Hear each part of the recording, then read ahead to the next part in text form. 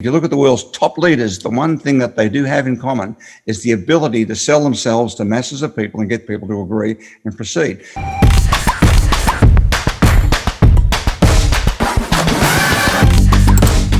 So one of the things that's really fascinating me right now is body language. And I've come across multiple books on body language. The book that is really captivating me at the moment is by Allan Pease, who is also, surprise, surprise, our guest today. It's called The Definitive Book of Body Language. We go to schools where we are taught to speak with impeccable grammar. We learn writing, but nobody teaches us the nuances of body language. And this is why I'm so excited about our guest today, Allan Pease. He is one of Australia's most successful authors, writing 18 top 10 bestsellers, including 10 #1 bestsellers. His books have been translated to 55 languages, sold over, holy crap, 30 million copies. I just saw that number. That is huge. His books include The Definitive Book of Body Language, Why Men Don't Listen and Women Can't Read Maps, Why Men Don't Have a Clue and Women Need More Shoes. And if those titles make you smile, it's because Allan also has an incredible sense of humor. Yes, he even wrote a joke book. Search for his name, you'll find it. His research has been in the cover of magazines ranging from Reader's Digest to Playboy, Cosmopolitan, and Oprah. His monthly relationship column has over 20 million readers, and he produced a #1 European box office movie and TV series that was watched by over 100 million people. And he's presented seminars in over 70 countries and been a consultant to prime ministers, TV stars, lawyers, and criminals. And, get this, was an image consultant to the Kremlin and Vladimir Putin. He's a Life Fellow of the Royal Society of the Arts, a Life Fellow of the Institute of Learning Practitioners, a Fellow of the Institute of Management, a Fellow of the Life Writers Association, and a professor at Moscow State University. I'm sure that has no connection to Putin. So without any further factual information on Allan, let's bring on the man himself, Allan Pease. Welcome to Mind Valley. You know, after that introduction, Vish, I cannot wait to hear what I've got to say. It must be riveting. I want you to teach me everything you taught Vladimir Putin that helped him become the richest man in the world. Well, his reputation is that he's the richest. I mean, the estimates go that he's worth somewhere between 200 and 300 billion, but nobody really knows because personally he's only worth a small amount of money, like about 6 to 8 million US dollars. And the interesting thing about Vladimir Putin, he gets a lot of bad press from the rest of the world, particularly from the West.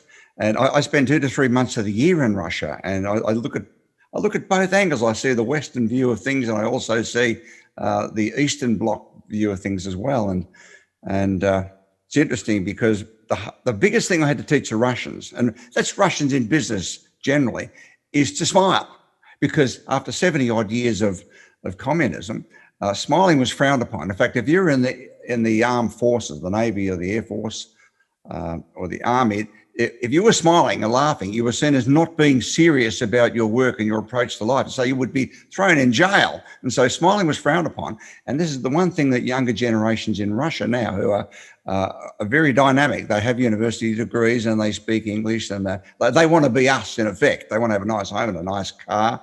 And that younger generation has inherited this non-smiling thing, and teaching them that when you deal with Westerners or the rest of the world, because now we have a global community, if you're not smiling, people are likely to think that you're aggressive or that you don't like them, when in fact that isn't the case. It's a misread. Beautiful. But anyway, I'm blown away by everything you've accomplished. And I mean, you've just led a legendary life. Now, on the topic of body language, there are so many different applications of body language. I'd love for us to pick one and go a little bit deeper. And I'd love for you to share with us some interesting tips and mind-blowing facts, because they are littered all across your book, guys. And those who are listening, The Definitive Book of Body Language is a remarkable read. It's hilarious, absolutely hilarious, but you'll also learn so much. Allan, if we want to go deep in a category, what's a good category to start with? So I'm going to ask our live audience to maybe post some suggestions. Okay. Well, that's a good idea. Is it sales? Is it giving a speech? Is it dating? Go ahead and leave your suggestion in the chat. Yeah. Is it negotiation? Yeah. What are some other areas we ought to be looking at, Alan? Well, the first thing is to understand that if you look at Albert Morabian's original research, that was in 1951, and it was the first research since Charles Darwin, because Charles Darwin was the first in 1888 to document, he wrote a book called The Emotions in Man and Chimpanzees, and it was how attitudes and emotions were expressed through movement behavior. And then it was a big void until 51 when Albert Morabian came out with those statistics you mentioned of 7% of words, 38% tone of voice, and 55% body language. But I went back and looked at Morabian's research.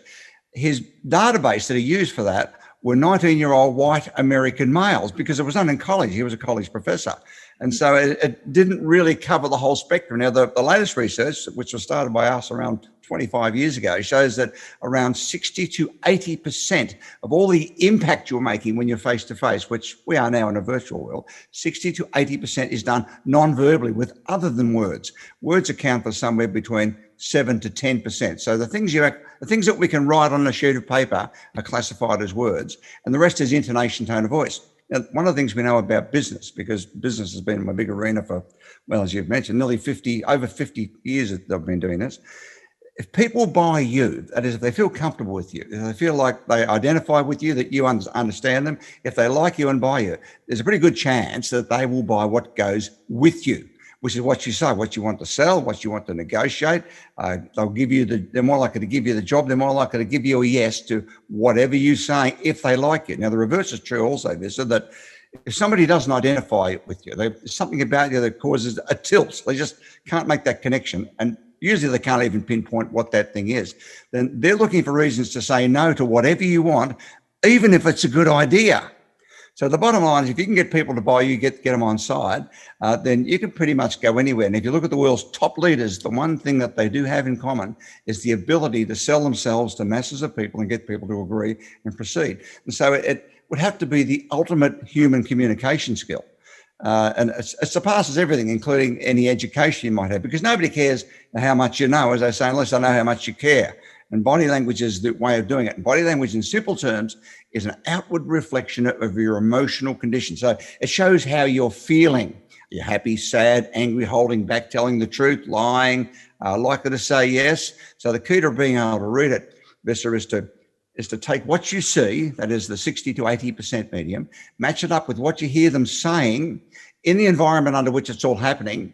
And that allows you, when you become good at this, to figure out what could be going through their head. And also keep in mind that if you have a female operating brain, you're 2 to 3 times more likely to be able to pick it up than your male brain counterparts, which is the bottom line why most men can't lie to women to their face and get away with it. And we teach men, don't lie to women to their face if you know them. SMS, telephone call, half a chance, but don't do it face to face. So Alan, so your most recent book, I believe, is called The Answer, correct? Yeah. Yes. Okay. So I want to ask you about that book. Okay. I know, from what I understand, the idea for the book was stemmed from you surviving prostate cancer. Mm-hmm. Yes. And it covers a 3-part formula to show readers what to do to achieve their goals. Let's talk about the answer for a moment, and then we're going to address the audience question. The 2 most popular questions people want to have: how to use body language in dating, and how to use it in negotiation. Yes. Okay. But first, let's talk about the answer. Yeah. Well, the answer is, it's a fairly unique book, and it's the first one of its kind that we've seen and we know of that brings together all the things that we've heard most of our lives. We explain the law of attraction. We explain why goal setting gets a result. We explain why praying to your God will get an answer or get a result.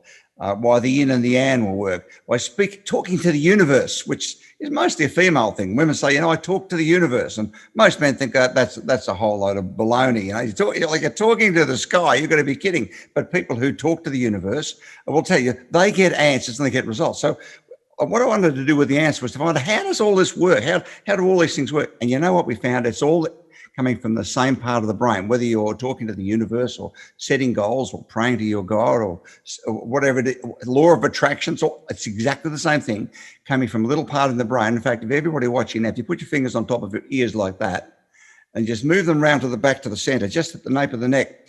Now you've got your finger on a little piece of tissue. It's about the size of a small walnut, about that size.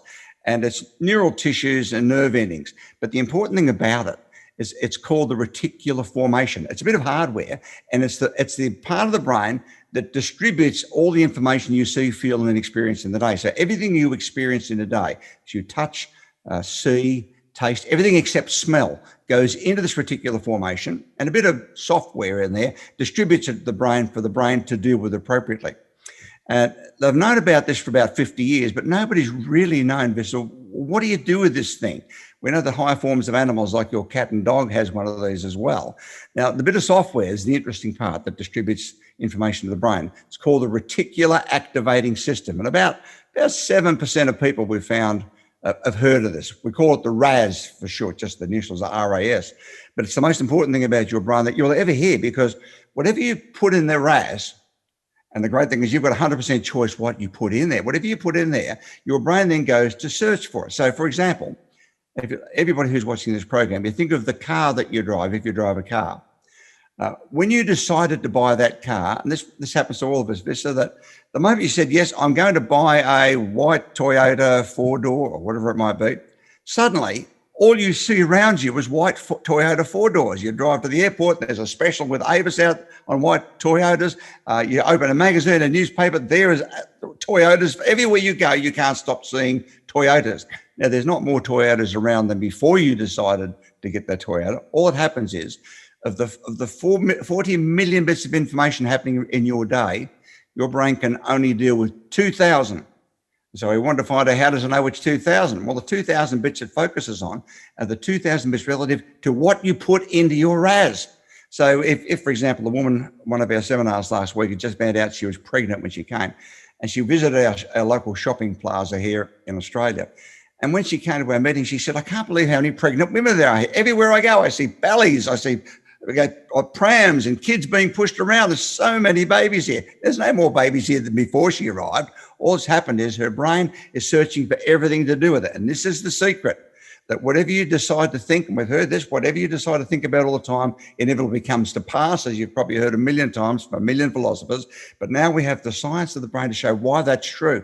And everything will come to pass, good or bad. So if you think about what you don't want, and you know, so most people think about what they don't want. I don't want to get divorced. I don't want my partner to run off with a neighbor. I don't want to lose my home. I don't want to get redundant. I don't want to get COVID-19. I don't want to get, suddenly their brain sees everything about that. They don't see the positives, only see the negatives. And so the trick to making this work, and it's really simple. It's not necessarily easy, but it's really simple, is to only put into your RAS what you do want. Whereas most of us are programmed in our society to put in what we don't want, and everybody gets most of what they don't want. So to change it, it's a simple twist. Only think about what you do want and refuse to think about what you don't want, which is what I did with cancer. They told me I had a 3% chance of survival for 3 years at age 47. And I decided I will live. And any medico who said that wasn't true, I fired them. I said, you're fired. And this is what you do with people in your life. If they won't support what you want, what you do, you say to them, you're fired, and you find people who will support your ideas. I had a journalist recently, he said to me, look, I'm 70 years old now. I was only supposed to live 3 years. And every 3 years they tell me, oh, you'll only live 3 years. It's a statistical number. You see, if three out of 100 people in my condition at my age, 47, with advanced prostate cancer, only 3% survived, then it made sense those 3 out of 100 must have been doing something, thinking something, eating something they must have been doing that 97 didn't do. So I took a year of my life off and found the 3% survivors to find out what they were doing. And I did that because I remember when the doc said to me, he said, look, if you don't take our next advice, and they only had 3 options for cancer at the time, still the main 3 options. They're going to burn you, they're going to cut you, or they're going to poison you. And I'd been through all of that, and that just about killed me. And I didn't want to do any more. And I said to the doc, when he said to me, look, we expect 10 to 20% of men your age and your condition in the next year will succumb, which means you die. Another 30 to 40% in the second year, and most of the balance will die in the third year. And I said, does anybody survive this? He said, well, 3% of people will live to be age 80 and have a heart attack. And I said, okay, suits me. Give me 3%, please. I will take 3%, doc. And this guy looked at me and he was a pretty well-known, respected expert. He looked at me, he said, no, this is not a choice, Alan. This is a statistical average of 100 men your age and your condition. I said, well, but those three who lived, they must have done something. What were they doing? And he didn't know. A medical profession generally doesn't know. They want to burn your cookie or poison you. And so I fired him too and didn't pay his bill. So you found out what the 3% did. You did that and you recovered from prostate cancer. Well, I'm 70 years of age now, and I've never felt better. I'm doing as many things, probably more now in my life than I did. And I mean, my whole life's been very active, doing a lot of things, as you've probably read, but I'm just as active now. And people are constantly saying, when are you going to retire? What? To what? I mean, retirement means stop doing something you don't like doing to go and do something you do want. Now, if you can wake up every day saying, I can't wait to get out and do whatever it is you do, you can't wait to get up in the morning and do it. When you go to bed at night, you're even disappointed that the day's over.